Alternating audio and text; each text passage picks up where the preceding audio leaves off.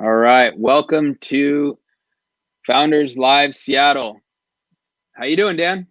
Hey, I'm doing great, Nick. Good to see you. Good to see you too. Welcome, everyone. We are live here for Founders Live. This is Founders Live Seattle, and we're excited to open this event with a musical performance. We will then get to a great pitch competition, and we will have networking at the end. So as we get started here, Dan, could you introduce our musical guest? Yes, Brian James is a local artist here in Seattle, and he's been a good friend of mine for coming on 5 years now. And I think that you guys are going to really enjoy his performance tonight. All right, so we bring on Brian James. How are you doing, Brian? Good, Nick. How are you doing? Hey, Dan. Hello, Brian. Good to see you. Hey, guys. Good to see you as well. Thanks for having me, guys.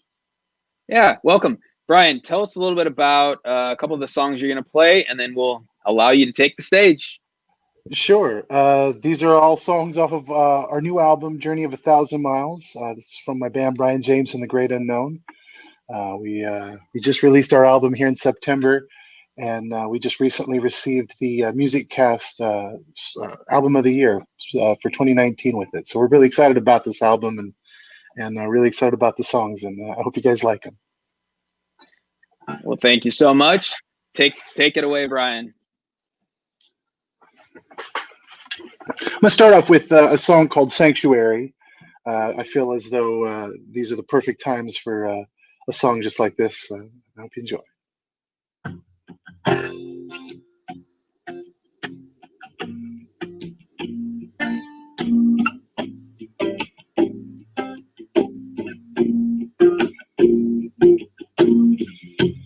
Baby, it's cold outside.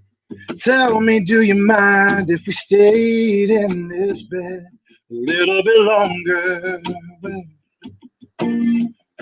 Between the two of us, I think we've got more than enough to keep us warm throughout the winter. Even though it's raining, neither of us are complaining, 'cause we got everything we need in between the sheets of this sanctuary. It's the only place that we don't have to worry about the world outside. It don't matter if it's June or January, we found happiness. Baby, in that sanctuary, yeah.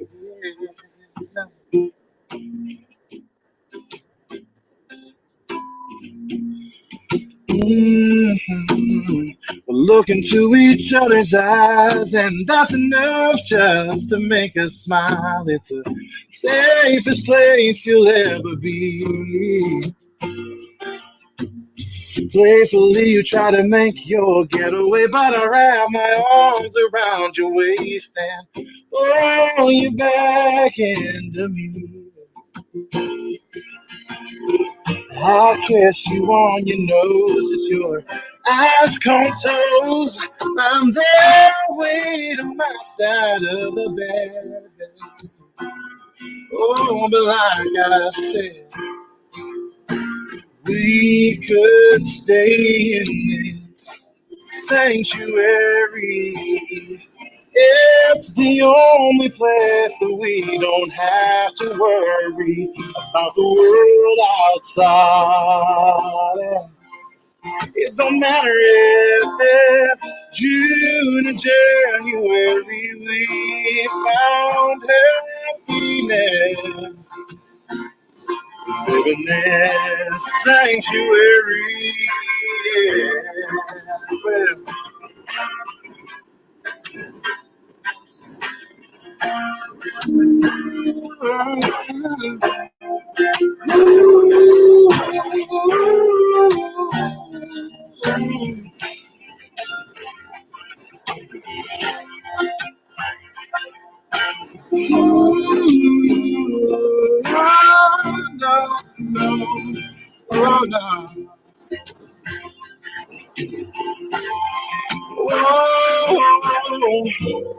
there's a world out there that doesn't care what happens to us either way. I think we should stay right here in this sanctuary. It's the only place that we don't have to worry about the world outside. It don't matter if it's June or January, we found happiness in this sanctuary. Oh, no, no, no, no, no, no. Baby, we found it. Baby, we found it. Oh. And it's right there where we've been looking for it all along. The sanctuary.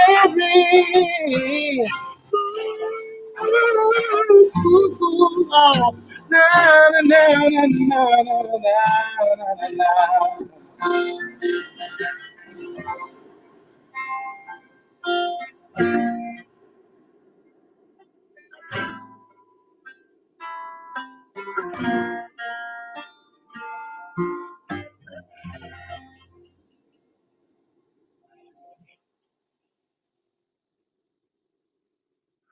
Was our song "Sanctuary" from our album "Journey of 1,000 Miles." I'm gonna keep going. I'll play a couple more songs. I'll do this other one here. This is as well from the new album. The song is called "Shame."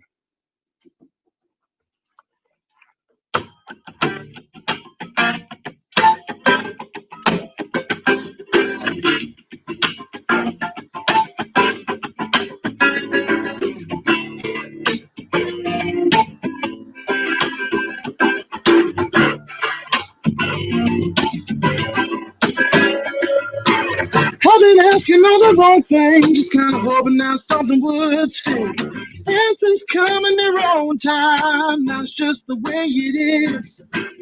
I wish I knew more for sure, but the truth is when it all leads. Well, the metaphors that you heard before about windows and closing doors alone and leaving nothing yet again.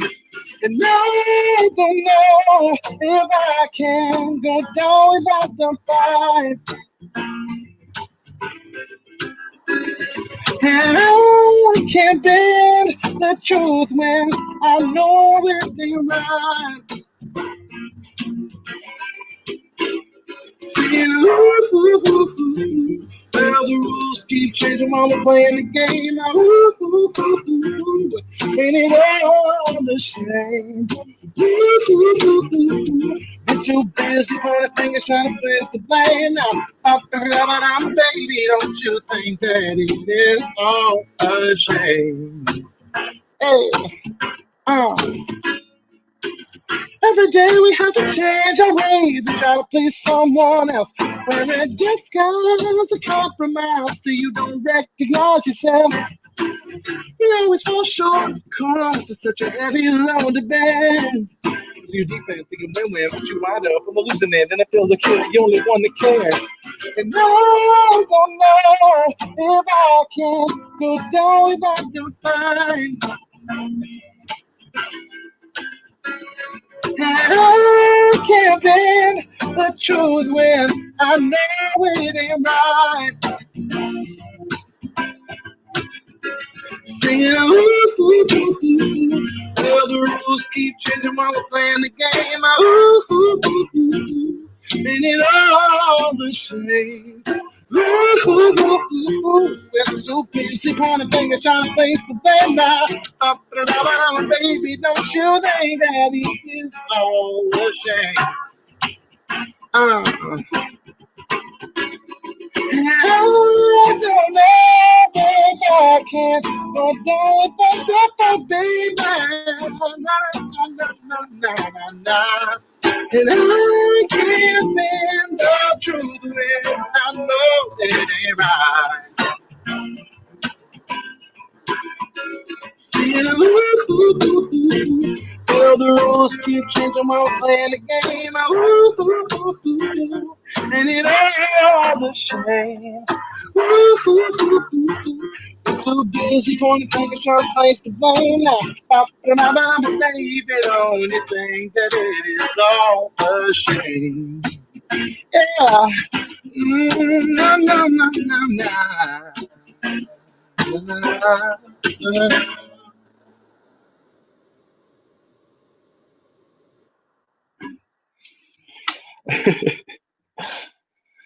This next one is actually the title track of the album. It's called "Journey of a Thousand Miles," and I wrote it about a year and a half ago, 2 years ago now, I guess. And I started training for an Ironman triathlon. At the time, I weighed 500 pounds when I started training for my Ironman triathlon, and I lost 150 pounds to do the Ironman, and was unfortunately injured in September. But re-signed up for another one in May. Now, actually, this upcoming week on the 31st in Vancouver, I had one scheduled, and unfortunately, due to circumstances, it was canceled this year. But I still want it. I still feel good about going after that dream and accomplishing that thing, and look forward to doing that in 2021. But I wrote this song, Journey of a Thousand Miles, about that very thing. And it's just something that I hope inspires someone out there to accomplish something that they feel is insurmountable or that they don't feel like they can accomplish. The song is called Journey of a Thousand Miles.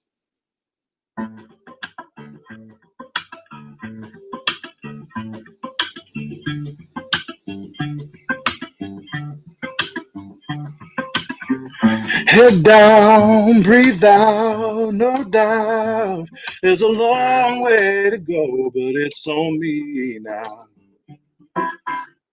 I said, regret, broke out in the cold sweat. I keep getting counted out, but I'm doubling my best. I can keep looking back, it won't get me anywhere. And those who talk about my past, yeah, they up there, cause the journey of 1,000 miles starts right here. Oh, now, the journey of 1,000 miles starts right now. Oh, right here and now.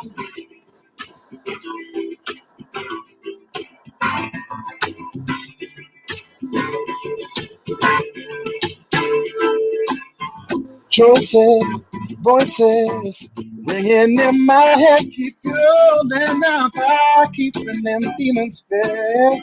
They say, give up, shut up, you're not gonna do it, you're not strong enough, no.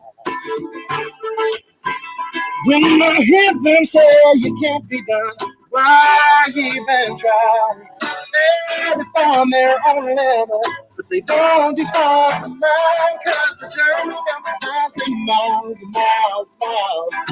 starts right here, no more. Oh, the journey of 1,000 miles starts right now. Ooh, right here, right now.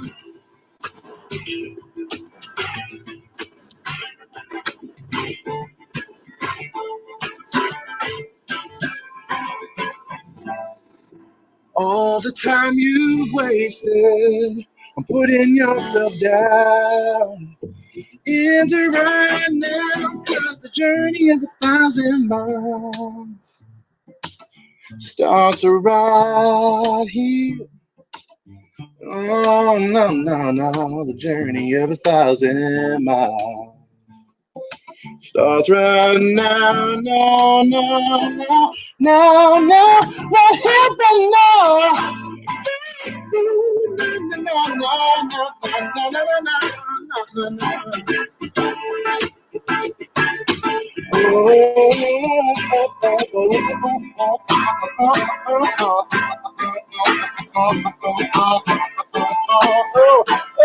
Right here, right now.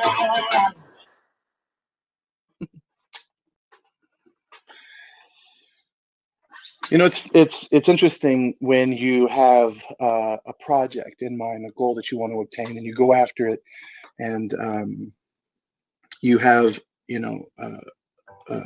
a mindset to accomplish that thing. I believe that if you believe in yourself, that you can do just about anything you want to. And I hope that doesn't sound too cookie cutter or hallmarky, but it's the truth. It really is. And that's the message that we hope to spread with this.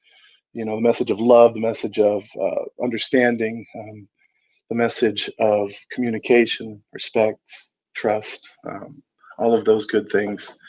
And this next song is one that I wrote about that very thing. It's about having that confidence when you're with your lady somewhere, and maybe she's getting some attention. It doesn't matter, because at the end of the night, you're the one that gets to take her home. And so we wrote this song. It's called Taken, and it's our first music video off the album. I hope you enjoy it.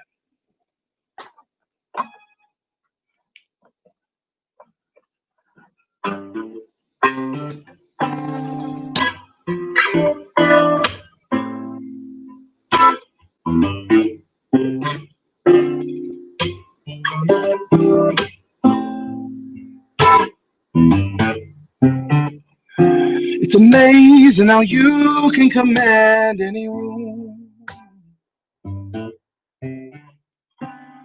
even the ones you just walked into. I watch women get upset whenever the man goes to turn his head, just to get a second look at you.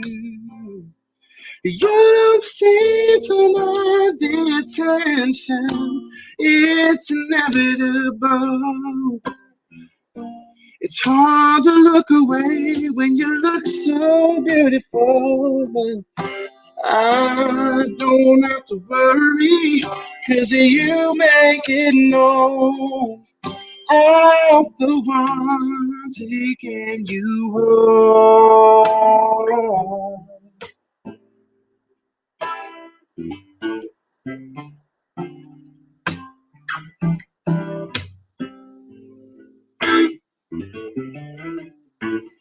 Slip away to the bar for a moment or so. It's just enough time for someone to get you alone. I have to laugh, 'cause I'm never surprised to come back and find another guy there in my chair trying to get with you. You don't seem to mind the attention. It's inevitable. Hard to look away when you look so beautiful. But I don't have to worry, 'cause you make it known I'm the one taking you home. Yeah.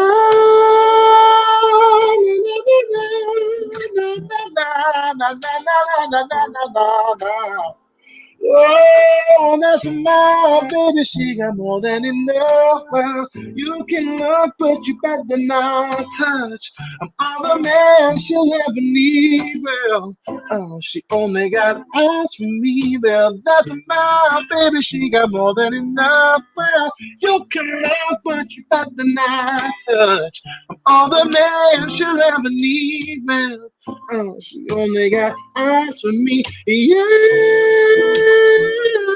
No, no, no, no, no. No.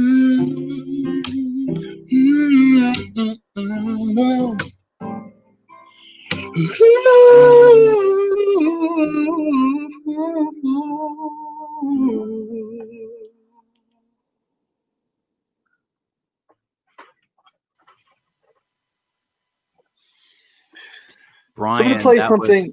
That was awesome, Brian. Thank you, Dan. Thank you so much. We're seeing some comments coming through here on the YouTube, and we're seeing a lot of great love from all over the country for you.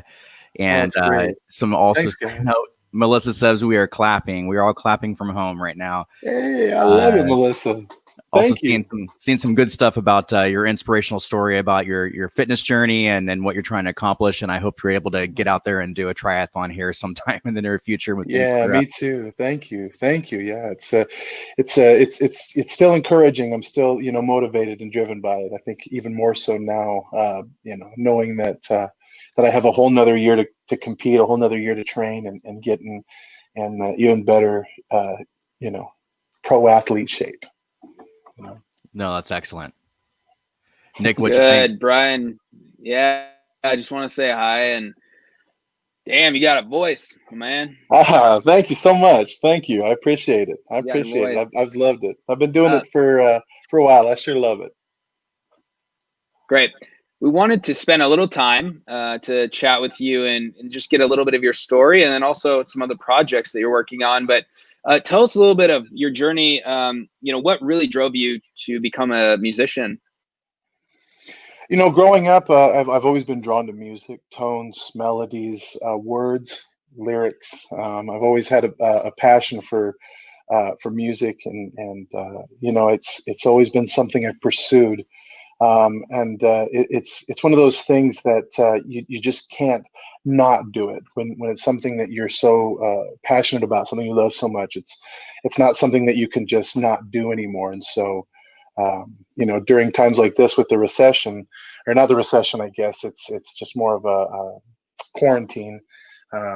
We do what's necessary to survive as artists, as musicians, as businesses, and that's why we started the Friday night live stream, was to be able to connect with our audience and still let them know that we're here, let them know that we love them. And also kind of give them peace of mind during the middle of the week as well.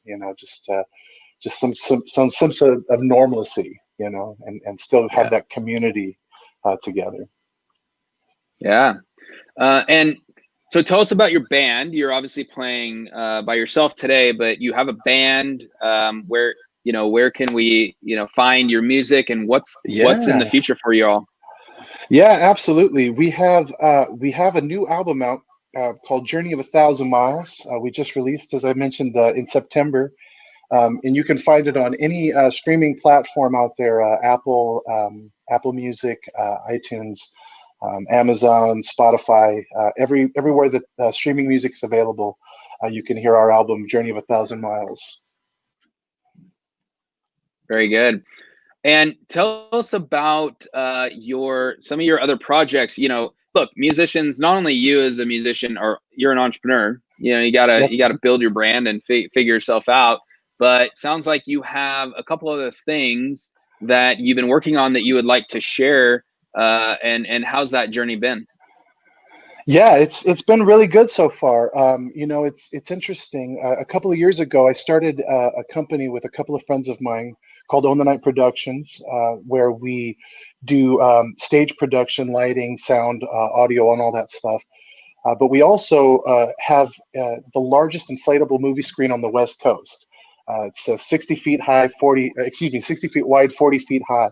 So it's essentially the size of a 4-story building. And we have a 4K Christie projector and FM transmitters. So with the current climate of everything, we've had to adapt a little bit, but we wanted to still create experiences for people to come out and bond and grow community and still feel, like I mentioned, that sense of normalcy. We started doing like drive-in concerts. We have what's called an SL100. It's a portable stage that we set up to a pickup truck, and we just haul it out to the location, and we set it up, and we have live stream concerts where people can come out in their cars and watch those events, and it sets up really nice.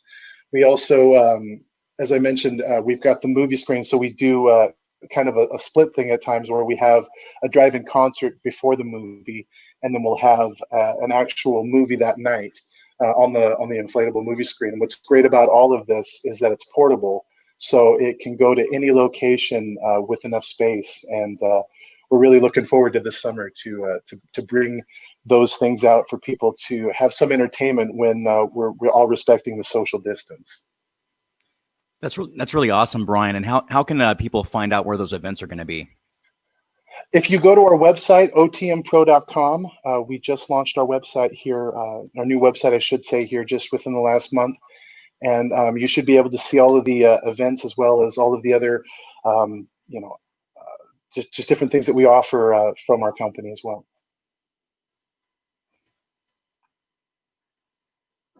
That's awesome, Brian. Thank you so much for sharing all those things.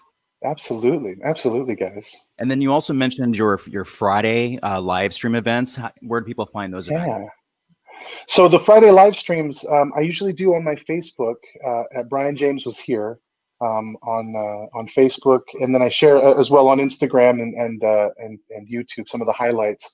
And we have a lot of fun. My wonderful girlfriend, when she's available too, she'll sit in and we kind of have a nice dialogue, so it doesn't feel like you're in the room alone, but also it gives us a chance to connect with our audience, and she'll let me know, because you can't always, as you guys know with the live streams, you can't always see everybody's comments, and you can't always really engage the way that you'd like to. So it's wonderful to have someone there to kind of moderate a little bit and share what people are saying, what people are wanting to hear.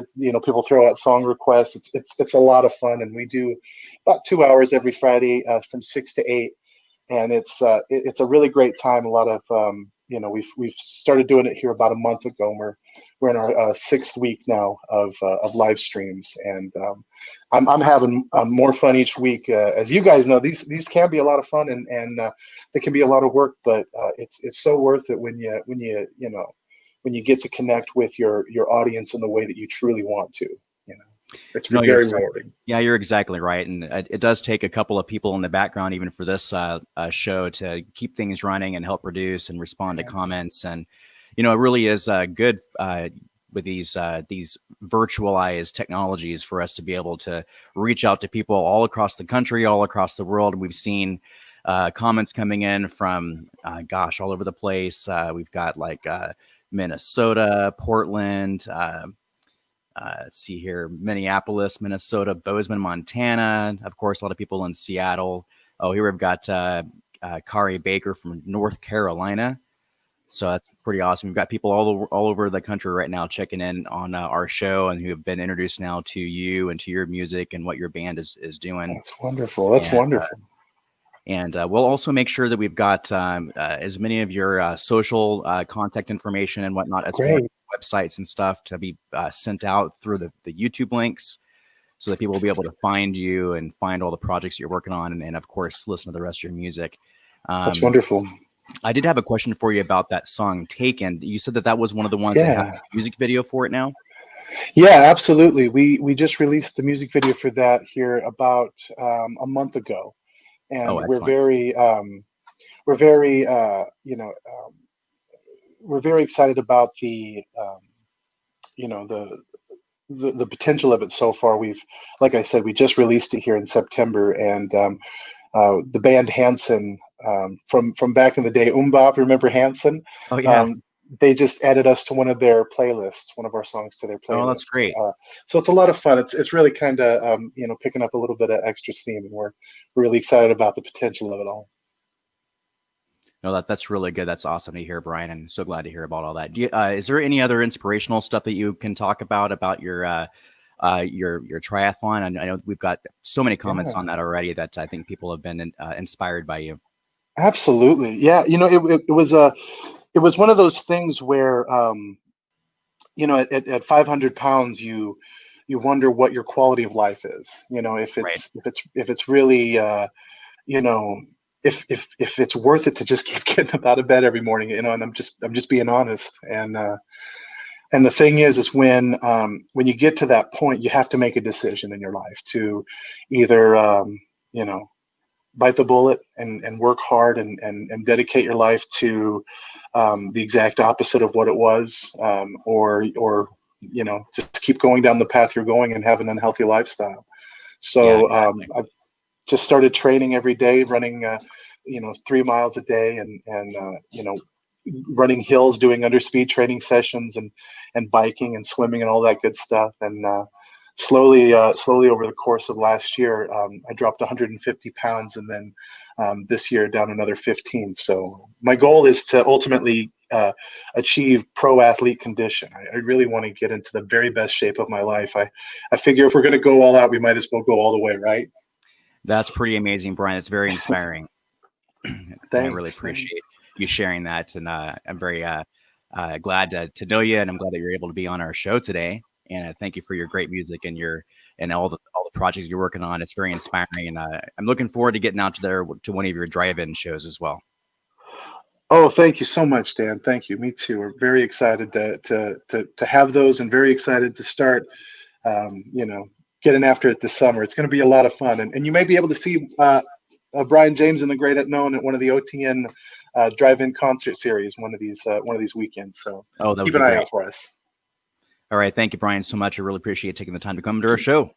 My pleasure, Dan. Thank you, Nick. Thank you, Dan. I appreciate you guys. Yeah, good to see you. Nick, that was pretty awesome. Right. That was awesome. It's not only is it so great for us to start bringing in artists and musicians, but to see his work, not only as a musician, but also his entrepreneurial work and business and solving some problems there. I thought it was awesome. So yeah, thank you, Brian. And I'm so great. So Dan, it's time to get going here. And I'm going to walk through some slides, and I'm going to be sharing my screen. So, I probably won't be seeing some things for a while, but I'm going to walk through, some of the messages and stuff that we have here, and then we'll get to some partners and sponsors. Does that sound good? Sounds great. Let's do it. All right. So I'll share my screen. I want to warn everyone that I'm having some technical difficulties. I don't know what's going on, but this may or may not work. And if it doesn't, we will just adjust from there. But I'm going to share my screen here and going to walk through my slides. So hopefully we can all see. We want to start with just letting you know, please share this link out and share this to a social media platform. You can just literally copy paste that YouTube link to any one of your social media platforms. Tell them we're live. This is Founders Live, and we're rocking and rolling. So just please feel free to share this. I want to thank again Brian James in the Great Unknown. So good. So I want to touch on some things here. We're going to walk through a little bit of information updates. I'll share with you what's going on. And then we will hear a little bit from our sponsors. But really, I was thinking about what to talk about here. And, really, this is just a time of many questions. And it's a time of challenge. It's a time of opportunity. But it's definitely a time of many questions for sure. And, one thing that comes to mind is, will you fly again? Will you fly either in a plane, or will you fly in other ways? And that's clearly a question that we're all looking at. I've been thinking about it a lot. As you all know, I've been traveling and whatnot. But tonight, I'm not really talking about travel. I'm really talking about your life and your business. Is it going to fly? Okay. And we are all rebuilding the plane in mid-flight. That's what we have been thrown into. That's what we have to do at this point in time. And I've been using that term a lot. I've been using that term to really talk about not only Founders Live, but even us in general. We are faced with a crisis and a challenge, and really an opportunity to shift and change. And so that's what we're doing. We're rebuilding the plane in mid-flight. That's, as an entrepreneur and your business is already running, you got to change. So, I encourage people to make the necessary changes to regain your altitude and aptitude. If you're any sort of, familiar with aviation, those are two key aspects of flight: altitude and attitude. Altitude, how high are you? Attitude is what direction are you pointing? And those two are very, very important to make changes or somehow influence your altitude and attitude. So I just wanted to share that. I want to share that it's drastically important that we keep that top of mind and understand that we just have to rebuild the plane in mid-flight. And that's exactly what Founders Live has been doing, which is really exciting. Founders Live is really about inspiration. We're about education, and most importantly, now we're about entertainment. We believe that is the glue and the key to making all those come together. And so Founders Live is a global platform. And it has local communities and things of that nature, but we also have a global social network. We believe it can become the homepage of the modern entrepreneur with many different things going on. The community, the videos and talks, the articles, the educational chats and talks that are happening online now. It's an incredible place to be. Our events used to be in person. Now we're transitioning to live and globally live stream just like this. So welcome to the next generation of Founders Live. So excited for this. We have performances like you just saw. We got competition like you're going to see. And then we have networking and those three key components of what we bring together with this Founders Live experience. We're only just at the beginning of this new phase. So our mission is to become the industry defining brand around entrepreneurship around the world. This is happening. That's our goal. It's going to take decades. What started in Seattle, with simple concept in Seattle is now quickly expanding around the world. We're excited. We've reached about 60 cities. That clearly had a disruption at the beginning of this year. We're now reworking all these events and cities into the virtual experience. We actually are about to launch in Munich, which is exciting, and have some great partners and teams over there. Really excited to see that take place. At some point, I will make probably a European tour out of this whole thing. We're just not there yet, but really excited to see Munich get up and running. So if you want this in your city or your country, please reach out to us. There's many US cities that we're not in yet. There's many countries that we're not yet in and up and running. And clearly, because it's virtual now, there's borders become a little less important in that sense. But hey, we're still wanting to have identification in certain areas of the countries and the cities around the world. So please reach out. Reach out to me. Reach out to a city leader, and they'll connect you with us. The last thing I want to touch on, and then we'll get to more of the show, these core values. And I can tell you that these are why you are seeing it spread around the world. So the first one is really about inclusion here. We call it respectful authenticity.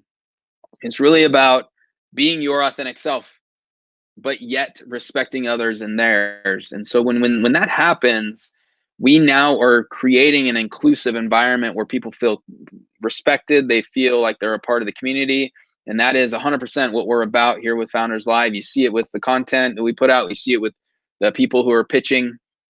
So it's all about that. And we will not stop focusing on that because the industry needs help in this area. The second one is what we call gather around the campfire. And we're really just about, as an entrepreneur, telling stories. Like, what is your story? How do you impact people? How do you use emotion and a story to elicit people to want to follow you, whether they're customers, investors, employees? So we encourage you to find your campfire and entertain people. That's what we're doing here in a virtual way. The third one is open the door. And so really what we say is it's really about doing great things for people, but really without expecting a return. And the great thing about opening the door and doing really amazing things for people is it'll come right back to you tenfold. I've experienced that. Many people have experienced it. So we encourage you to open that door for people, and that's a community that I want to be in. And lastly, whether this applies right now or not, we say no name tags, and this is really just about having more fun, not creating awkward experiences, and we really focus on having a great attendee, member, user experience, and it really starts with no name tags. So thank you so much for that. And I just want to thank you all for being here. It's great to virtually see you, and I hope I can see you in the networking that we will have soon here. And so with that, I'm going to hand it back, and we actually will listen. We will hear from our sponsors that will jump on here real quick and talk with us. So I want to end my screen. So I will pull that back, and we will. Dan, I just want to open up to you and say, thank you for joining, and all of the Seattle team. So again, welcome, and let's bring up our first sponsor. And so our first sponsor, we're going to bring up Nick Ellingson from WTIA, and then Chaitra will be from Women in Cloud. She will be next. Cool. Thanks, Nick. Nice job so far. Dan, doing great. Ryan, great job on the back end. I know this is, still early going, so looks great so far. Hello, everyone. I'm Nick. I'm with the Washington Tech Industry Association. We're a nonprofit that supports tech companies in Washington State. I'll make this quick, but got two things today. So first, as always, all the presenters will be getting free WTI memberships, which is obviously amazing and awesome. Second thing, we are currently accepting applications for our fourth founder cohort. So this is something Nick has been really helpful in building. I'll stick the application link in the YouTube chat right after this. But basically, every 6 months, we add another group of 20, 25 founders to the program to provide a lot of resources throughout the seed stage while helping them build relationships with other similar stage founders. So our goal is basically to create PayPal mafias in Seattle. And we're doing it with this program. So if you have questions, find me on LinkedIn, email me, text me. Don't call me. I won't answer my phone, but those other ways. And then I'll stick the application link in YouTube right after I hang up here. Thanks, guys. See you, Nick. Good to see you. Thank you, Nick and WTIA. You guys rock. You guys rock. All right, Chaitra. Thank Hello. you. Hello. Thank you. I am Chaitra Vedilapali, also a co-founder of Women in Cloud and Mela. And Dan and Nick, you guys did fantastic. What a great presentation. So a couple of things. Women in Cloud is a community-led economic development organization for women to have access to $1 billion in economic access.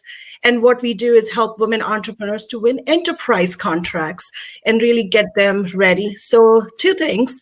One is we are actually hosting a partnership event, which is next week on June 4th with Nick and I having a discussion, a lot of networking that's happening. So we would love to have all of you there. Second is we are also launching the Women in Cloud cohort number 4, which opens up in August. And we would love any woman entrepreneur who would love to be part of Microsoft Cloud Accelerator. We would love you to join. So head to womenincloud.com and learn about the Accelerator. And other than that, are we flying? Yes, we are flying. We digitize all our programming in less than 35 days at Women in Cloud. So it's been pretty good. Thank you. That's excellent, Chaitra. And want to make sure that everyone can find those upcoming events at womenincloud.com? Yes, they can. That's wonderful. And we also have online community people can join. So join there. So that's the easiest way. Thank you so much, Chaitra. Good to see you again. All right. And then we have Bill, now CFO. Take it away, Bill. Thanks, Dan. So I want to start by just kind of mentioning a couple timelines. One, now CFO has been around for 15 years. We're an outsourced operational accounting firm. We help companies with all of their accounting and finance issues and questions. And the second timeline is 3 years. And that's how long Now CFO has been a sponsor of Founders Live. And it's something that from the very first event I attended, I've been a believer in Founders Live and what Nick is trying to do. And I really want to support that in every way.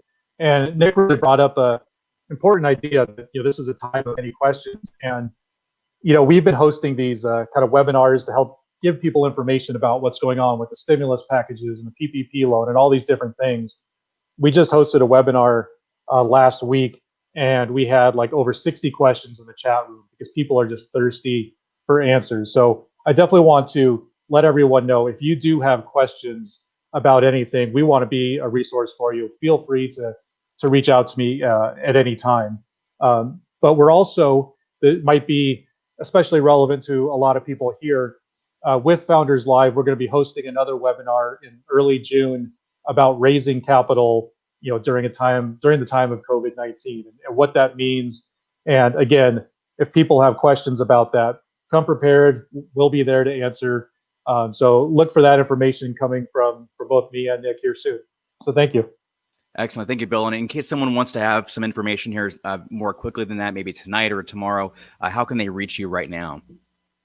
So, certainly reach me by email, bsablon@nowcfo.com. But I will drop into the YouTube and leave my email there in the comments. So if people are looking for me, feel free to reach out to me. Oh, that's great. Thank you so much, Bill. Good to see you again. And up next, we have Melissa Reeves from Story Fruition. And Melissa, obviously, you're going to talk about what you do with Story Fruition, but can you also describe what you do for the presenters for Founders Live?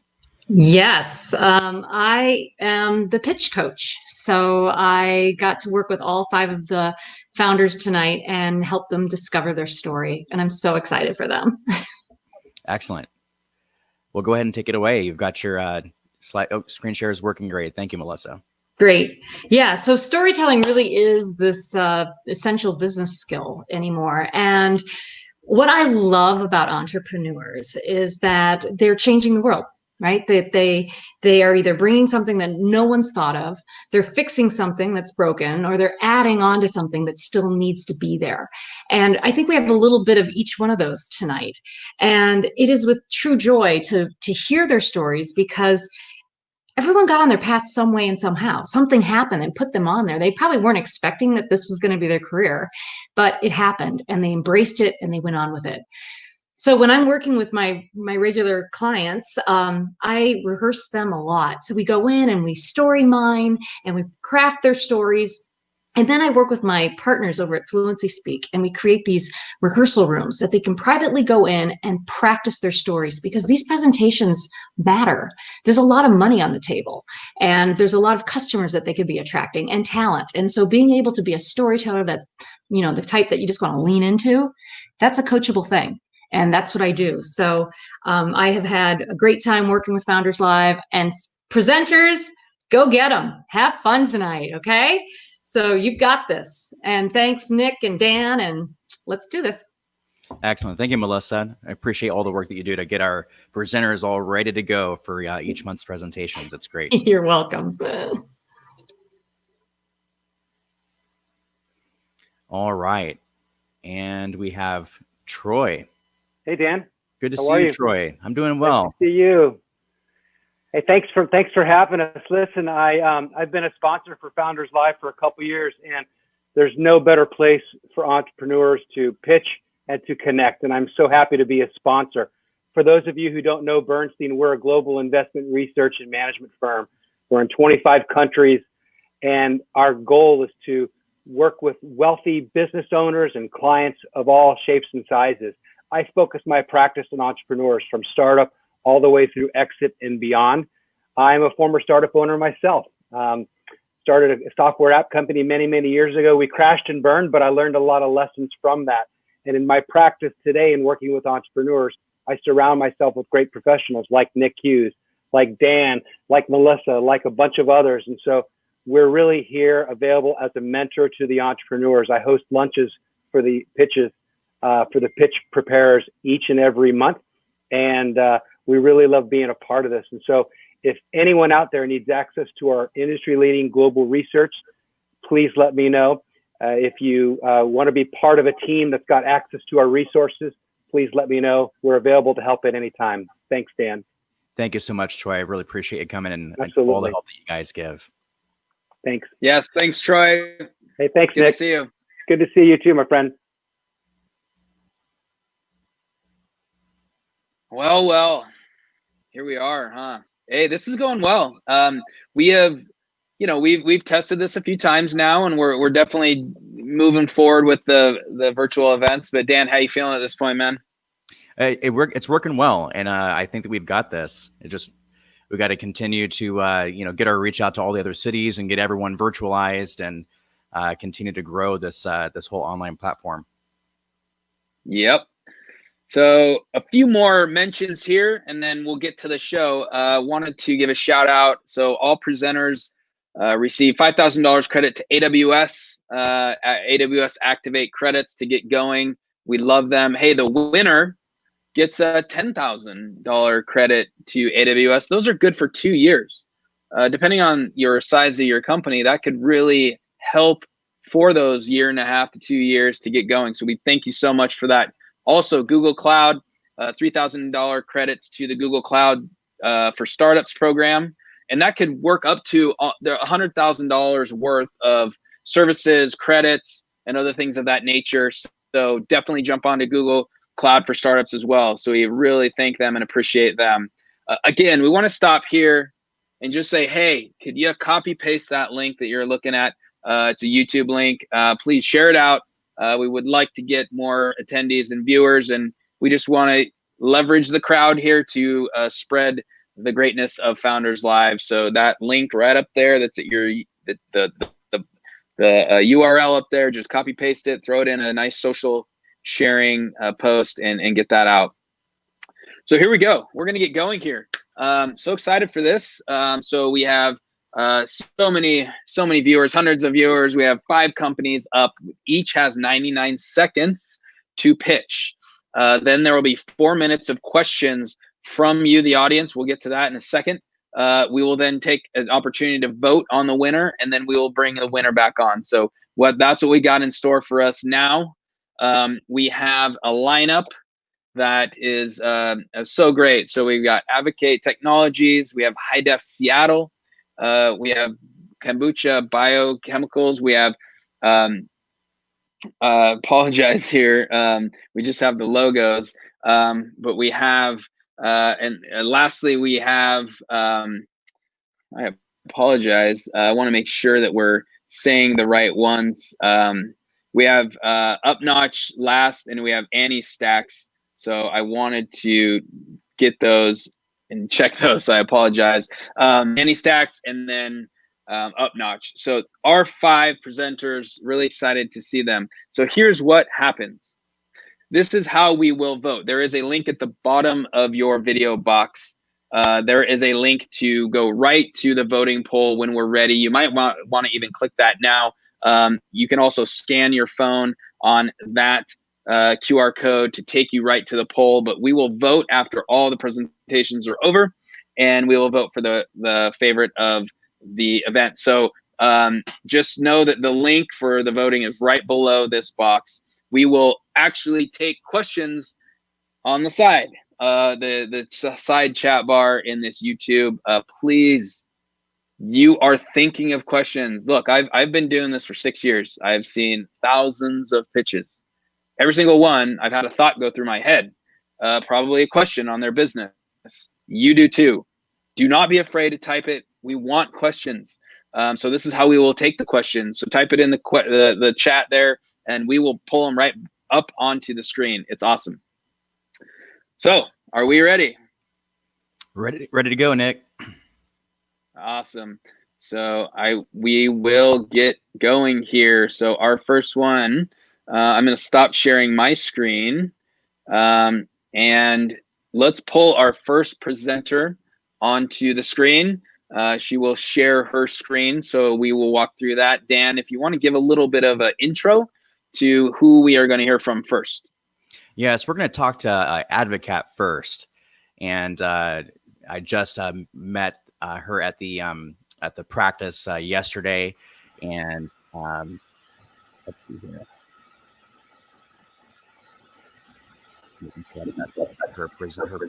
There we go. And need to pull, there we go, pull Troy out there.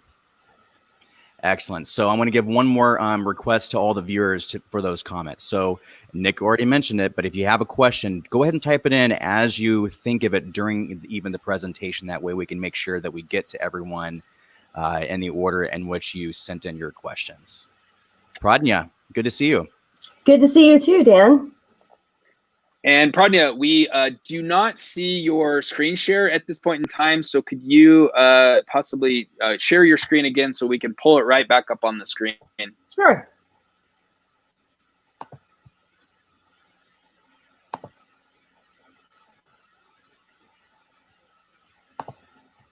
Looks like.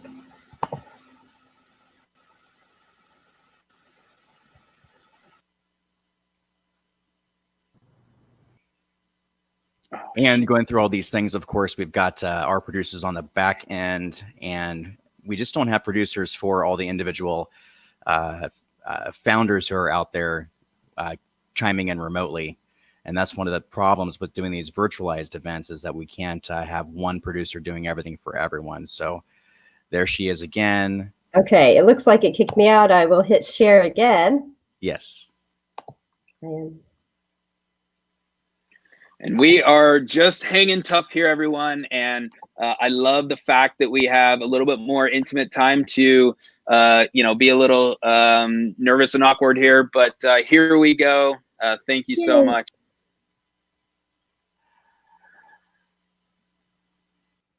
You shared just your tab there for the presentation, not your StreamYard. Awesome. So it looks like you all can see my screen. Looks great. Take it away, Pradnya. You've got 99 seconds. Fantastic. Hi, I'm Pradnya Desh, a lawyer and former managing partner of a law firm. And this is Emily. She was an Army sergeant who served in Afghanistan. She and her best friend, Jen, also a sergeant, saved up their money so that they could start an organic cosmetics company when they left the Army. And that's when I met them. They had bought supplies, created some awesome colors, and came to my law firm needing legal setup, employment law, and regulatory advice. We quoted them for the time that we'd spend, $4,000 for the setup and employment law, and $20,000 for the regulatory work. They said yes to the $4,000, but skipped the regulatory advice. Too expensive. And that I felt in the pit of my stomach, because you can't skip regulatory advice, but they didn't have the extra $20,000. So they released their product on the market, and 4 months later, the FDA shut down their company. And Emily and Jen, who had served their country and dreamed of a new life, had their dreams shattered because legal services are too expensive. This happens to moms or dads who need a lawyer to keep custody of their kid, people who need to keep their house. So much heartbreak, and I, as a lawyer, couldn't take it anymore. So I brought together an amazing team of artificial intelligence experts and founded Advocat. And now look at what we can do. This is Advocat's AI. If Emily came to me now, I would talk to Advocat and tell it what Emily needs. Advocat then asks me questions, researches statutes, cases, regulations, and templates, and instantly delivers me completed, well-researched documents, saving hours of attorney time and thousands of dollars to the client. We're revolutionizing law. Great job. Great job. So we are taking questions. Again, type right into that chat box. What are you thinking? My first question is, so describe your business model a little more. Like, how are you making money here? Yeah, so we are charging $2,000. We're an enterprise SaaS company, and we are charging $2,000 per month per attorney. And so we did extensive customer research of attorneys and found that the attorneys that bill by the hour don't love us, and attorneys that the attorneys that don't bill by the hour love us. And if you bill by the hour, you don't love us. And so legal departments love us and have already signed up to be pilot customers. Legal departments of companies, as well as nonprofits, as well as pro bono clinics who we're going to give it to for free. So $200 per attorney per month. Very good. Dan, what do you got? Oh, I've got a question right off the bat. So I do business development. So I'm always interested in how you're getting your product in front of your actual customers. What are you doing to market and or reach out to your potential clients?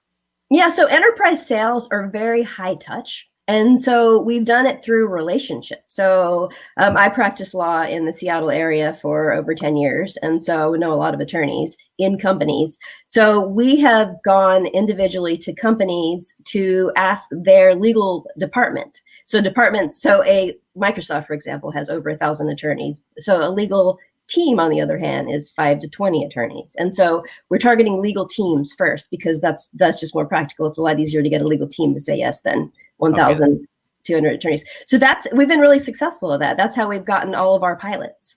And so we're doing exactly that, the high touch department by department approach. That's excellent. Thank you. Thanks.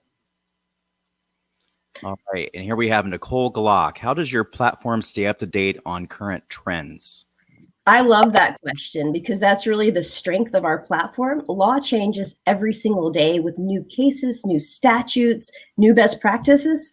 And so our document uses a machine learning approach to take in new statutes every single day as well. Well, not every day, actually, in real time. So when an attorney asks a question, it searches the document database of statutes, cases, regulations, you name it, all the databases that we have connected. So that's how we keep it up to date.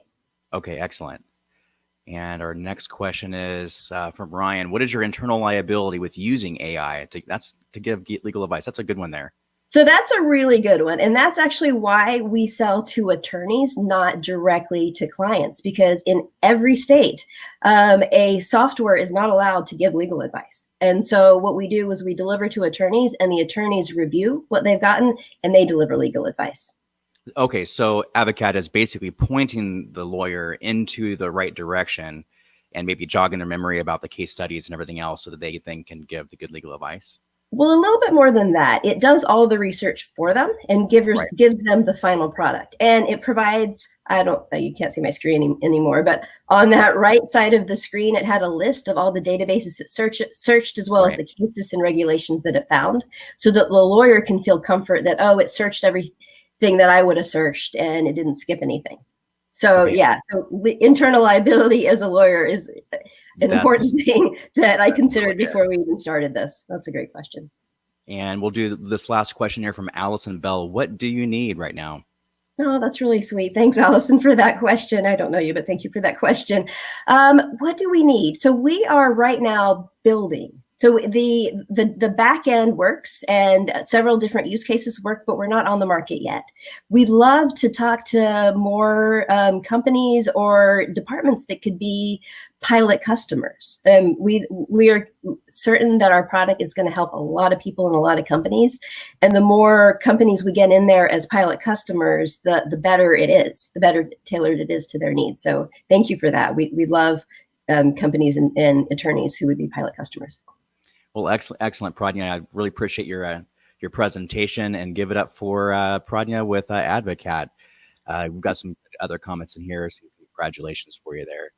All right, going back into the main screen, Nick, what do you think about that? Thought it was great. I know we're adjusting with some technical challenges, but she did a really great job, and I'm really proud of that pitch and love what they're working on. So thank you so much. And Pradnya, just stick around. We're going to actually boot you out of the back room to make some room, but stick around. All the presenters, please stick around because we do have voting, and we're going to bring up the one who is the favorite of tonight back onto the stage. So thank you so much. All right, our next presenter, we got Mitch. What's happening? Hello, Mitch. How you guys doing? All right, Mitch. So Dan, while Mitch is getting ready, he's going to share his screen. Dan, tell us a little bit about who we're going to hear from next. So again, we did an introduction yesterday for our first trial, and Mitch is founder at Hidef Seattle, and you may not be able to tell because he's in his screen right now, and we can only see him from like here up. But Mitch knows a thing or two about what he's going to be presenting about. Love it. And whenever you're ready, Mitch, you go ahead and start, and then we'll time you for your 99 seconds. All right. Founders Live, meet Mike. Mike is a 35-year-old CEO at a local tech startup. When we met Mike, he was 30 pounds overweight, living off burgers and lattes, had chronic low back pain from sitting so much. He was going to group fitness classes that made his back hurt even worse. He even went keto because he heard he could eat bacon and still lose weight. Mike was lost in the system, and his results and performance were showing it. And look, we see a lot of people like Mike, and we feel for him because although we work with a lot of athletes, we see Mike as an athlete as well, of business and life. And we believe his health deserves that same type of care. And that is why Hidef Seattle was founded. We are revolutionizing the human performance and wellness space by combining my co-founder's doctorate of physical therapy with my extensive background in fitness, nutrition, and mindset to create a framework that integrates all these areas into one holistic model. We solve the disconnect between health professionals by creating a space for open communication. We remove the barriers for our clients by providing on-site and mobile services. We're also scaling our reach through our virtual platforms and self-guided video courses. On top of that, we've seen hundreds of people see amazing results, just like Mike. Currently, we're looking for mentors and investors to help us grow our reach to a national level. And after hearing about this new model and what exists, why would you settle for anything less? So good, my man. Mitch, great job. If anyone knows anything about my background, this is down that road. That I actually was in. I studied physiology and was in the industry for my first career. And so my question is really around, how has your business and actually even to the point where your view on health and fitness, how has that changed with social distance and health issues?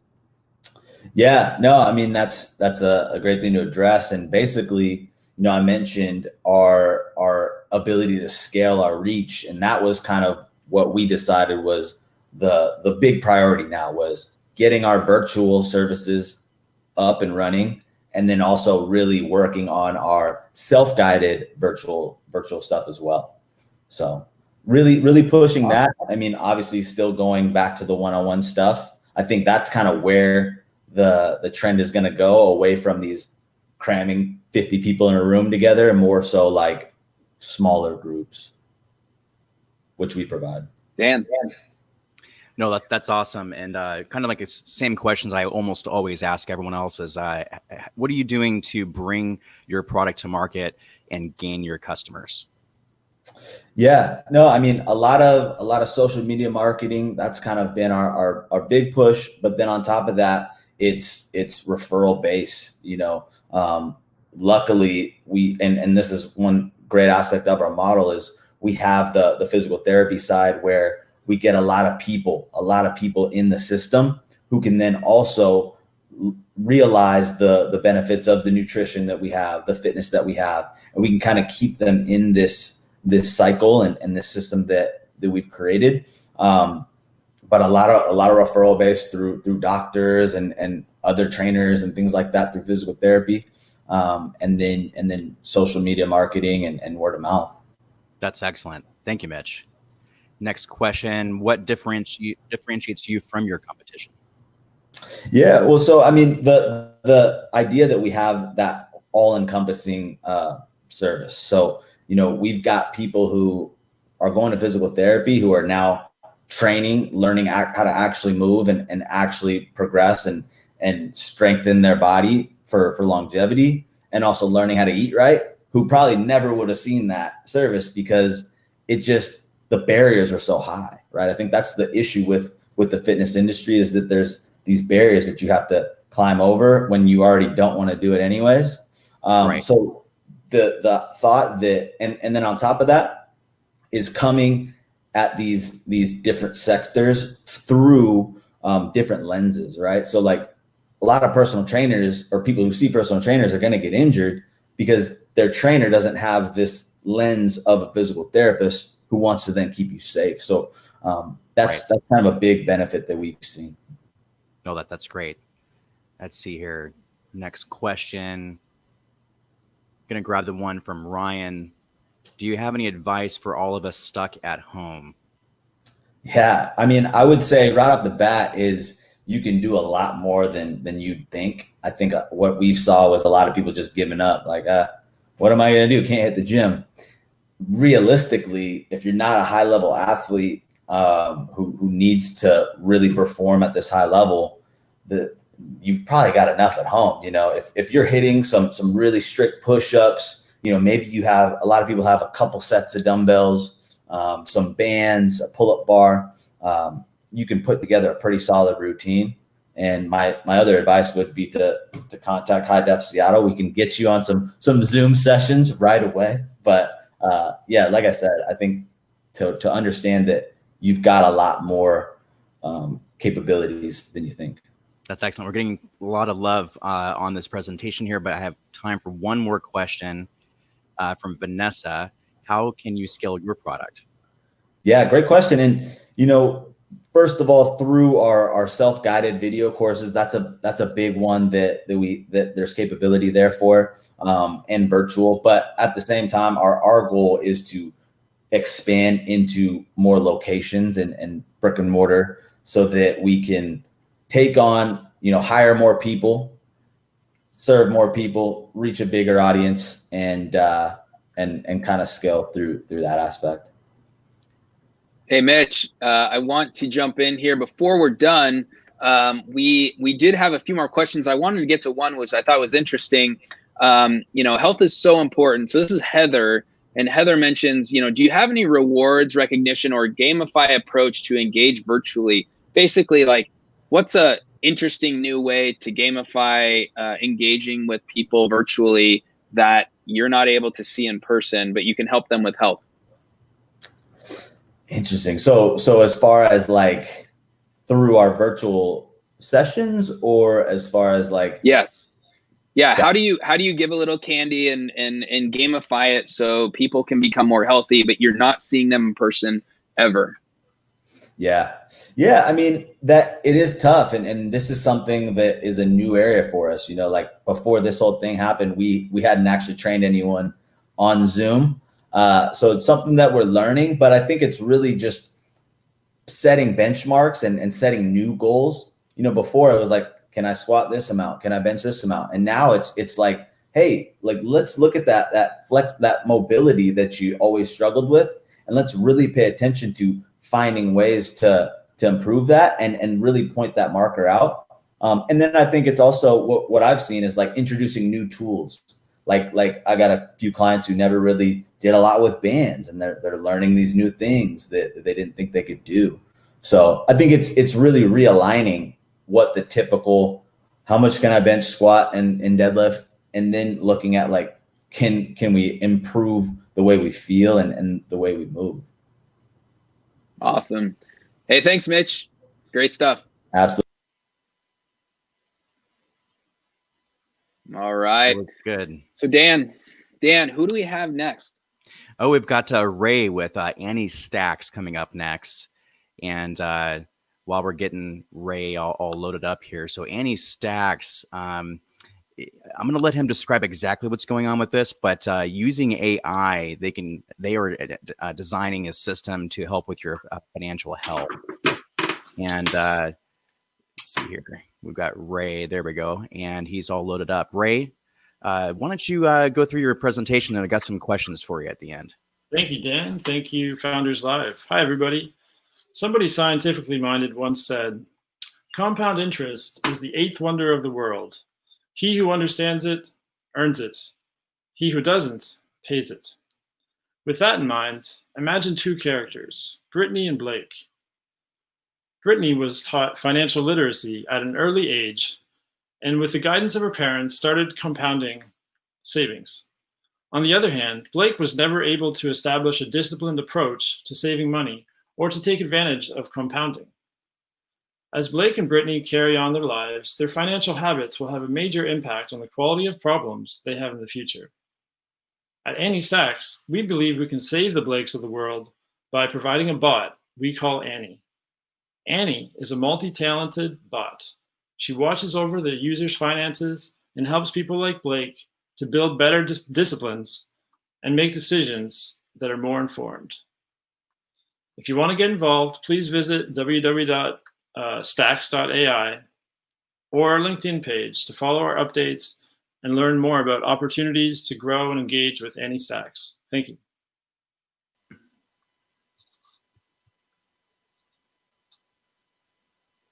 Well, excellent. Thank you, Ray. And I'm looking in here for our first questions. Okay. So I have one, Dan. You probably see it. You probably see it jumping up.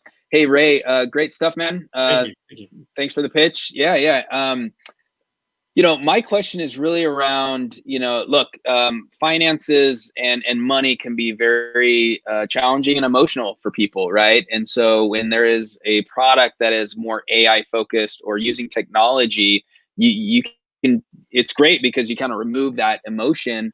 But how does one customize this, or how do they utilize your system to customize it to their needs and allow the system to work for them? You hit on a really interesting point. And actually, the front screen of our application is, it says adjust mood. And basically, we recognize that people aren't always going to feel super disciplined or really passionate about one goal at the same, continuously over time. And so we have them set up the boundaries of their goals and the trajectory that they want to follow.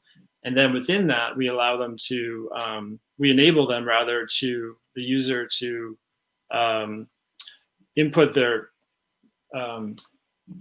goal, their mood in the moment, and actually, it temporarily changes their allocation pattern. So you really hit on an interesting question, because it's all about what's your allocation strategy, and you don't always want to keep the same allocation strategy. So we've set up kind of an elastic band that is always reverting to your normal settings.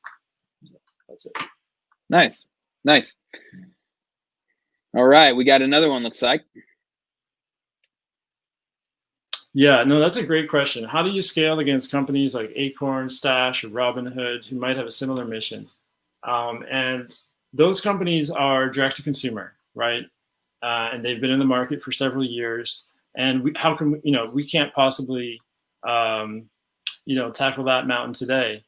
But what we can do is we can turn around and offer legacy banks this cutting edge, modern solution, and partner with those banks and go to the market. And so that's one of the gaps that we identified in the market, is that legacy banks don't have their own digit, their own Acorns, their own Robinhood to partner closely with. And so we've taken the approach that we'd be better off as a partner to the legacy banks. So, thank you. Here's one from Nicole Glock. How are you different from Sum 180 or what used to be Debitize? I'm not familiar with those specifically, but what I've seen in a lot of apps around finance, they're very linear in their thinking and very directional. So save for a car, save for a house, these sort of things. But some people don't have the goal in their life to acquire more things. That's not what everybody's after. And so we've taken a different approach where we're trying to build for more everyday situations where you're making these micro decisions, and then through the bot those micro decisions, you're never going to have to make them again. They're done, right? So that's one of our features. Thank you. That's great. Next question. Why did you name your bot Annie? That's a good one. That's an excellent question, and it was a friend of mine who had this idea of Annie would be a cool name. And that's 2014, we just gravitated towards that name. I think it was when, we were hearing about Alexa and Siri, and we're like, what are the names of the bots in the future? And it was Annie felt just really obvious to me somehow. And, here she is, right? There she is. It is, whatever. I want to do one more. Let's see here. Can we pull up? What is your price point, and is it subscription based? It's actually, just we take a little micro transaction of every or micro fee of every transaction that goes through the wallet. And so, the technology has evolved so much today to a point where the fees that the actual cost of this type of technology has come down. And so we want to bring that cost savings to the users. And so our fees were designed to be, drastically lower than normal card transaction fees. Well, that's great. Thank you so much, Ray. And that's Ray from AnnieStacks. And thank you, Founders Live. Thank you. get you some more interactions here later. Well, that's an interesting one there, Nick. I like that. Yeah, great job. And I think the world is ready for better financial tools, for better financial, utilization for all of us. And we need it right now. So thank you. Great job. Okay, next we have Sean. And tell us, Dan, who and what he's pitching. Well, Sean is with Kombucha Biomaterials, and they are changing the way we think about material and what we do with it, leveraging culture bacteria and yeast to produce high value materials. Thank you very much, Sean. Hello, everybody. So in 2015, I took a trip to Amsterdam. And while I did thoroughly enjoy myself, I wasn't there to party. I was there to learn how to develop a biohacking laboratory. While there, I saw that some of the members of the lab were working with the kombucha SCOBY. Now, at this point in my life, I'd heard about kombucha, but I'd never actually tasted it myself. But that day, I learned that the SCOBY, which is the byproduct of kombucha fermentation, was made of cellulose. And I thought, that's interesting. Well, paper's made out of cellulose. I wonder if you can make paper out of kombucha. So I started my biohacking lab. I got my hands on some SCOBY, and I tried to make paper. And it worked. I showed it around to my friends, and one of them said, "That looks like a rolling paper." And that's when the light bulb went off. That's when I invented the kombucha paper. See, normally SCOBY is a waste that's sent to the landfill, but we're able to take this waste and upcycle it to create a pure, organic rolling paper without using any of the chemicals that paper companies traditionally use. The kombucha paper is a rolling paper that enhances your smoking experience. It's chemical and additive free. It has a clean, unintrusive taste, and it burns slow and evenly. There are 9 million people between 21 and 34 that smoke cannabis regularly and consider themselves health conscious. We've begun to work with large partners in order to get our people these sweet, sweet rolling papers they so dearly desire. We have trademarks, national and international patents filed, but we need your help to make our vision a reality. Please reach out to me if you have any help with capital, connections, and guidance. Thank you. Great job, Sean. Great job. This is, when we met a handful of months ago, and I said that exact same thing. Put that question back up. I said, man, this is so interesting. I thought it was, I think it's amazing because you're taking waste from something and you're creating something of value. But how durable is it?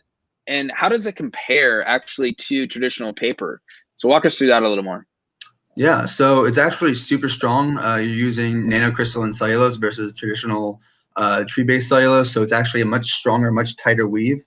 So we're able to create very thin paper, but still have the same strength and rigidity. And because it's so strong and you have that microfiber weave, it actually burns slower. So you get more of a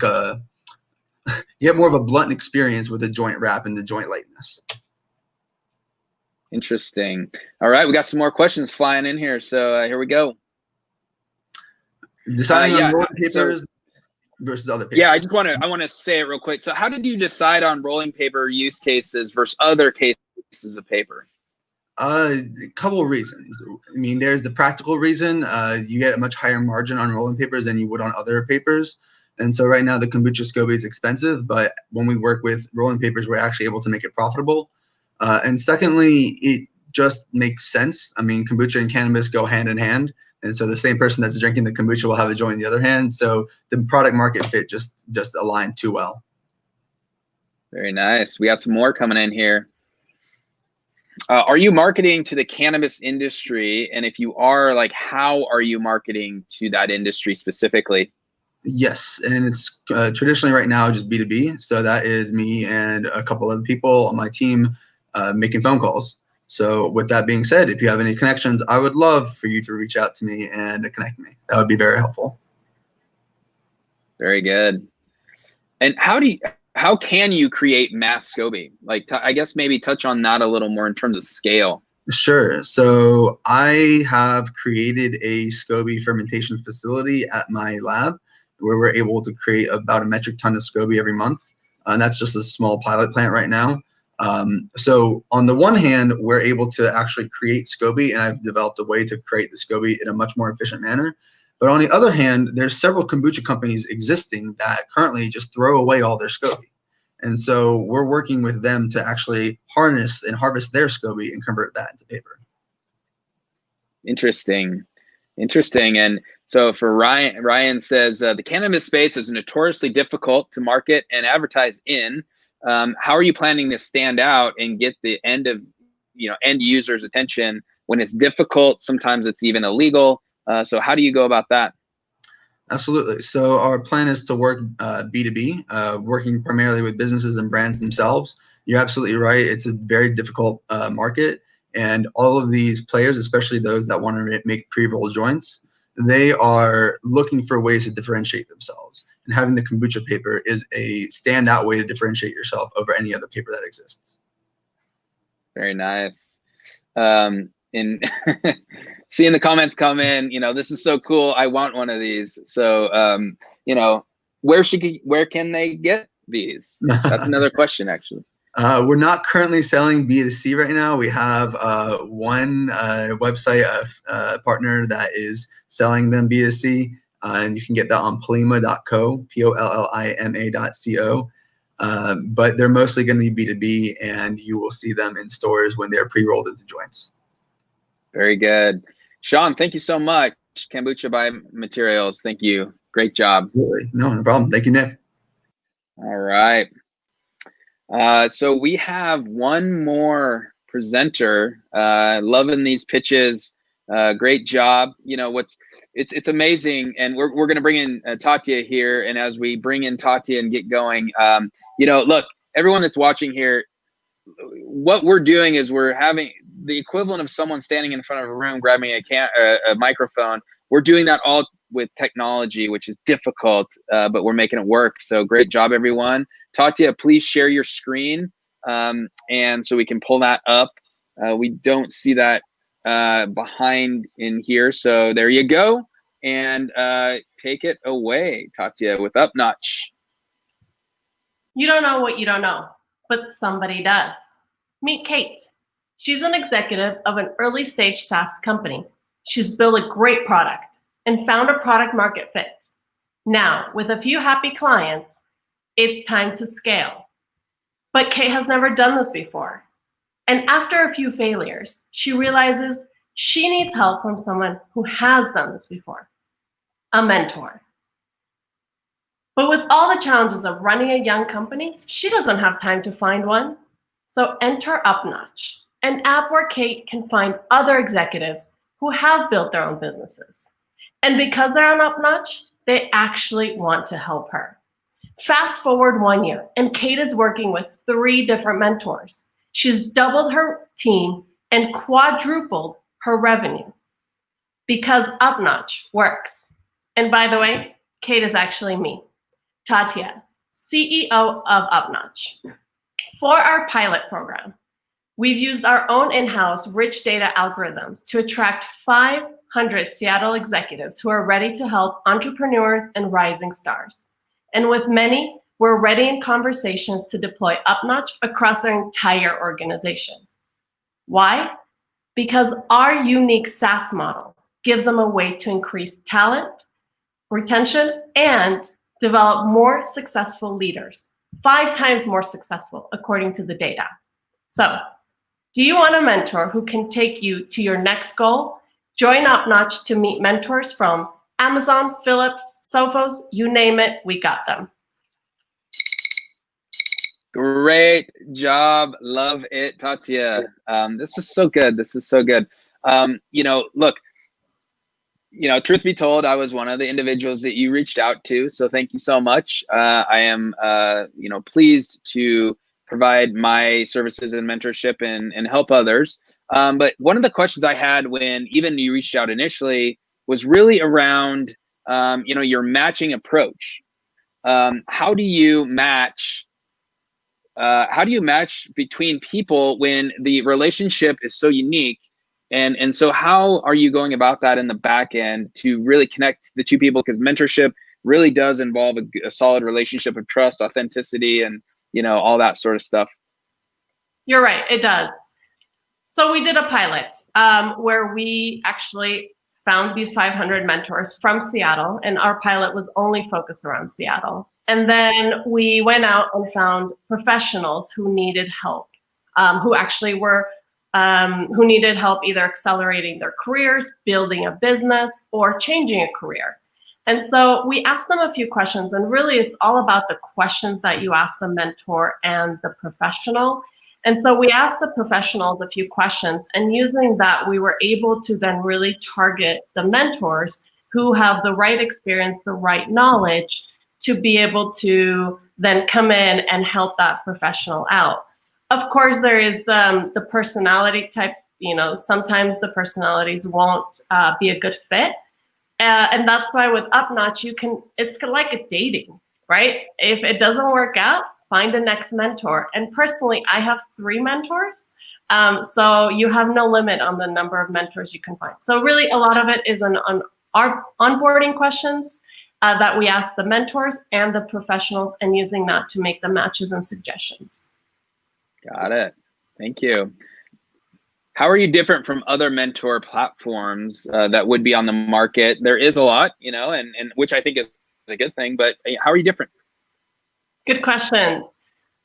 So there are definitely a lot of platforms out there, but majority of the platforms, they focus on internal employee-to-employee mentorships, whereas we focus on employee-to-employee, but also outside. So you are not just limited to a mentor. If you work at Amazon, you're not just limited to a mentor inside Amazon. If you're an executive at a company, or if you are a CEO, you may not want to talk to your other employees about some of the issues or challenges that you're facing and the things that you need to solve. So we bring a hybrid approach where we allow the internal employee-to-employee mentorship, but we also allow you to find a mentor outside of your company as well. Very good. We have a few others here. These are great questions. Can Upnotch be turned into diversity, equity, and inclusion efforts to help others, you know, and other people in underrepresented communities connect with executives in the organizations, which is a great question. Thank you, Luis. Absolutely. Absolutely. So that's definitely an area that we're looking into. So how can we bring in diversity, and how can we really open this up to people who would be afraid to ask for a mentor? You know, how many times would you say, I would love to have him as my mentor, but I'm not going to ask because what if he says no? But because they're on Upnotch, they actually want to mentor. And so, yes, we want to be able to bring those two people together and give everybody an opportunity that wouldn't have an opportunity before. Very good. We have some right here. In your opinion, what are the most important aspects of a mentor-mentee relationship? Where does Upnotch fit into that picture? So yeah, what would you say are the most, like, 2 or 3 important aspects? Yeah, I mean, really, obviously the experience. So a mentor has to have the right experience or the knowledge to be able to share with the professional, right? So that's obviously the base of this relationship. And then the second is the value that both parties get. So the mentee, which we call them a professional gets the value of having a second opinion or an experience that they wouldn't have had otherwise shared with them. And a mentor really gets the feeling of, God, I just made an impact in somebody's life. I gave back my time. It's kind of like a charitable giving, but charitable time. So really it's the feeling that it's a win-win situation from both. Very good. Dan, anything else? We got, one last one. Heather Pogue is asking about, how do you monetize this? Yes. So it is an enterprise SaaS model. So enterprises who have a mentorship platform will pay for this. And so they will pay for their employees to be able to connect with other employees. But again, our differentiator is that we allow the employees to also connect with people outside of just their company.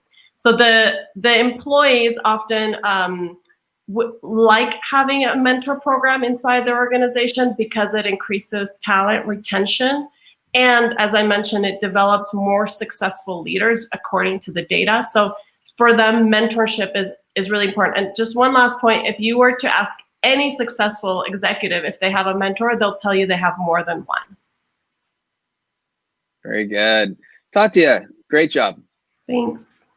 Yes, thank you so much. Dan, how you feeling, man? You know, we have successfully done something. We have had now this is our second virtualized event for Seattle.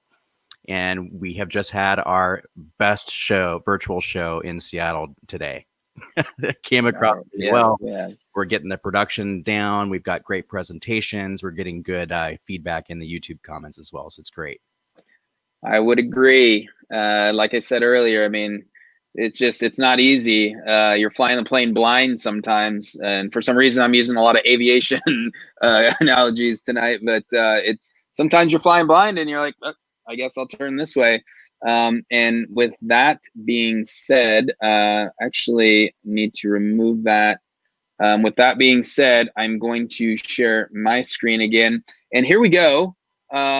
We are now in the moment of time where it is voting. And like I said to everyone earlier, I described what we're going to do and what you can scan that right now with your phone. Your camera will pull up a link to take you right to Founders Live to vote. If you aren't signed in or you're not signed up, you'll need to walk through that process really quickly. It only takes 10-20 seconds. You plug in some information, but that's going to be the process.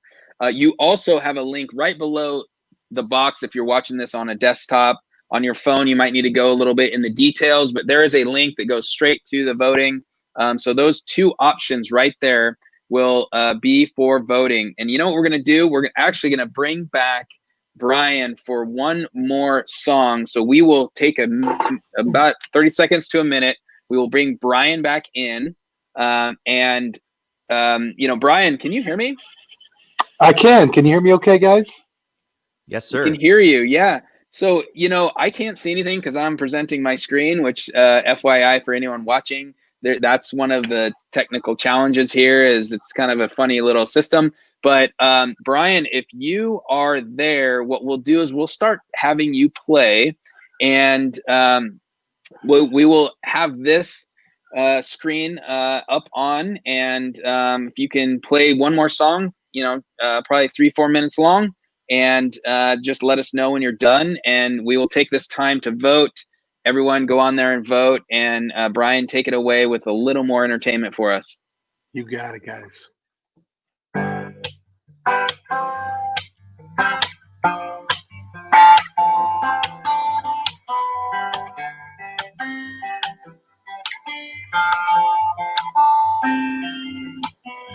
What's going on, baby? You got me all tied up. I'm cross-eyed and tongue-tied. I can't hide the mess that I've become.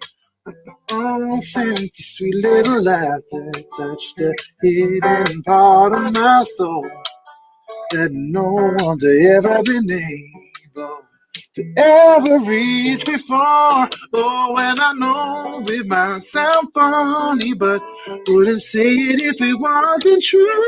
Your medicine to a healing soul.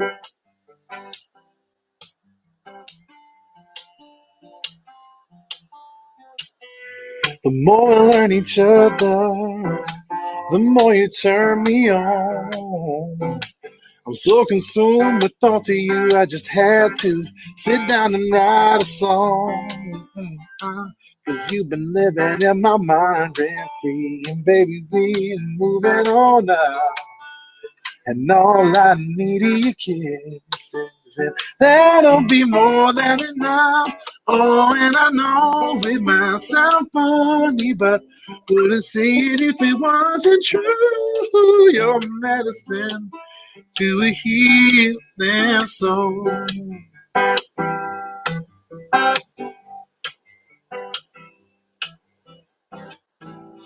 Where did you come from, baby? It's almost like you came out of thin air. Well, I got to tell you what I'm feeling for you, 'cause I just can't hold it back no more, no more.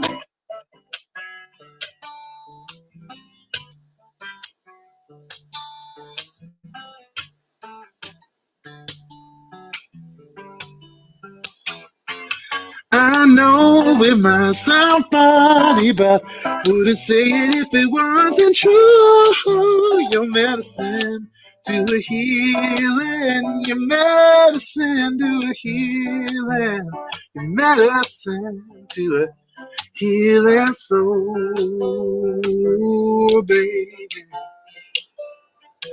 Mm, mm, mm, mm.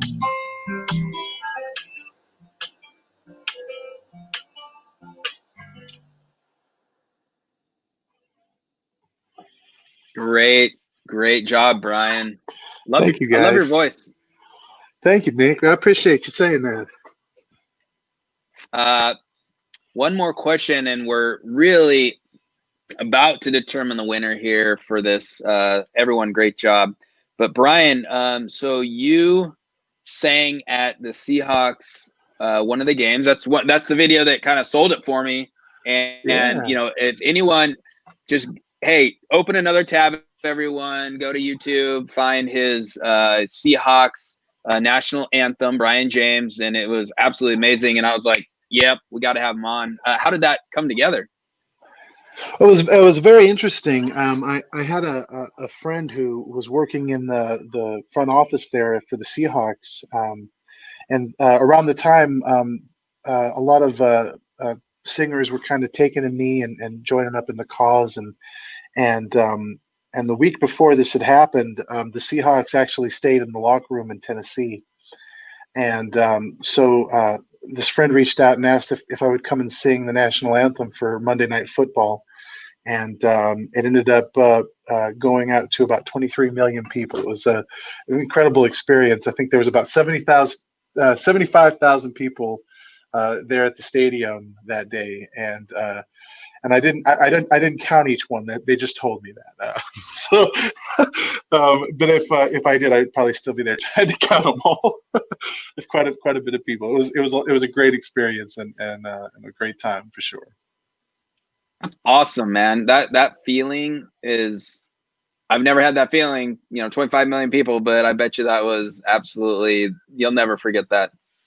No, never again. I'll try to spend the rest of my life duplicating it. Well, very good. You should keep rocking and rolling. Thank you for joining us. See you later, Brian and Dan. So we have a winner. I've seen it. The dirty little secret is everyone can see the winner if you refresh your page. And the winner, interestingly enough, she is not in our back room. So if you know who I'm talking about, if you presented here and you're a woman and you're not in our back room, you better come back into our back room, because we do have a winner. But before we get to talking with her, I just want to say great job to all the presenters again. And this is why we do Founders Live. This is why we do Founders Live, is to create opportunities, to put people in front of others, to just showcase the talent. Dan, your thoughts real quick, and then we'll bring our winner back up. We do get to meet everyone, and we get an idea of what their pitch might look like. But the only person who really sees the final polished pitch before the show is usually Melissa, the pitch coach. And so I really appreciate Melissa's help. And so whenever we see the final pitch, Nick and I are just as surprised to see the final product as all the you viewers out there in the YouTubes and the live stream land. So we never really know what's going to happen until the day of show. And we're going to bring her back on. Pradnya. Oh, congratulations. Hi. Thank you. Congratulations. Thank you so much. Great job. And again, like I said, all the great pitches, but you had a breakout you had some votes and you had some supporters. And so I want to give you another shout out, and also just a question. I love to ask this to the winners. You know, what sparked this, that you're like, I got to build this. This is a problem in the world. I got to build this. I'm curious where the idea came from. Well, it was, so that story, I changed the names and a little bit about it to protect client confidentiality, but that was real. That was my client. And the fact that that happened, people would call us and need us, and we had to turn them away because they couldn't afford legal services. I just can't take that. We're in a democracy, and democracy is ruled by rule of law, and everybody should have access to law. I can't take it. Yeah. Well, very good. Dan, take it away. You got one question with Pradnya, and then I'm going to go back to access my slides again. So great job. Yeah, there you go. So Pradnya, a question I've got for you is, so do you think that this will be best used in maybe high volume, large number of lawyer firms, or do you think that your niche market might be for smaller firms that want to be able to handle more clients more quickly? So I think that, so in our consumer research, we found that small firms actually who don't, so an attorney, for example, who doesn't have an army of paralegals also really loves what we do because they're busy. It's hard to keep up with all of the work. They often stay well past time they should be home. And so I think that small firms could really use this. And as I'd said, we're starting out with enterprise because that's who can fund us. That's where the money is right now, but we're making it available to everybody who wants to purchase the software. And so, have you already done the business models on return on investment? So if a firm, a large firm, small firm, were to use your product and service, and they obviously have to pay for the service to you, have you been able to show them how much that return on that initial investment would be for them? We have. So if an attorney spends $200 per month on this product, and so we've estimated that they save about an hour and a half, depends on how long they spend in any day doing drafting and research. But if they spend an hour and a half, and that's of our target market, that's what people have said to us, they'll save an hour and a half per day. So for an attorney that charges $350 an hour, they've already saved the amount that they'll spend in an entire month in one day. Excellent. That is amazing. Well, thank you so much. Great job, Advocate Technologies. Congratulations. And you'll be hearing more from us as well. And I would like you to be on the podcast, which you'll see an invite soon. Okay. Thank you. This was really great. Thanks so much for having me. Thank you all. All right. Let's see. So I think Nick is looking for the last bit of his pitches. And what we're going to be doing is talking about next event and any follow-up house cleaning items. And then we're also going to talk about what our networking happy hour is going to be like and how to find that. Let's see here, networking. So in your YouTube description, there should be the link to the Zoom conference call, which we will be launching here in just a few short moments. And I'll be moderating that event for everyone so that we can all get a chance to talk to each other. And depending on how many people are able to show up, we can go do some breakout rooms and have some interesting conversations. So again, that's the link to that is both on screen right now, but also in the description, in the YouTube description for this video. It looks like our next event. So we've got a lot of events going on with Founders Live throughout the entire world for next month. And so we're still ironing out some specific details on which day that's going to be, but we'll be announcing that in the founderslive.com website, as well as sending out the Eventbrite links to everyone who is on the mailing list. If you are not yet a member at founderslive.com, please do make sure that you get on there and get your account all set up so that we can make sure that you see every single thing that's going on. One thing that we also wanted to make sure that you all know about is that not only do we have this event, of course, in Seattle, but you are welcome to join any of the events across the world at any time. So maybe the next show that you're going to look at is going to be the one that's in London, or the next one's going to be in New York, or any of the other cities across the world. And so we will be going to our happy hour here in just a few minutes. And I think that is all I've got going here. And see if I can pull Nick back in one last time. There he is. Yep. Thank you all so much. Dan, you walked through that. And yeah, the networking is best way to do it. You're probably not going to want to type that URL. There's a link. We will try to post in, if someone can actually try to post it in the chat as well. I'm not sure if that's going to work well, but right under your video box there is a link to the Zoom networking, and it'll be fun to be in there. I'm going to grab a beverage and hang out. Would love to chat with you all. I'll stick around for a while, but thank you all so much. Founders Live.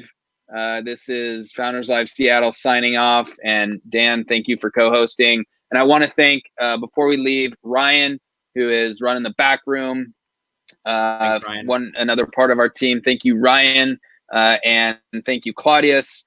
You're watching. I know that you're out there. Thank you, Nick Ellingson, and everyone that helps make this such a great event. And like Dan said, hey, look, Founders Live is now online. It's everywhere. And, you know, you don't just need to attend your city. You can meet people and watch pitches and have fun in any city around the world now. So thank you so much. And I'll see you in the chat room. Dan, sign off. Loading it up. See y'all later.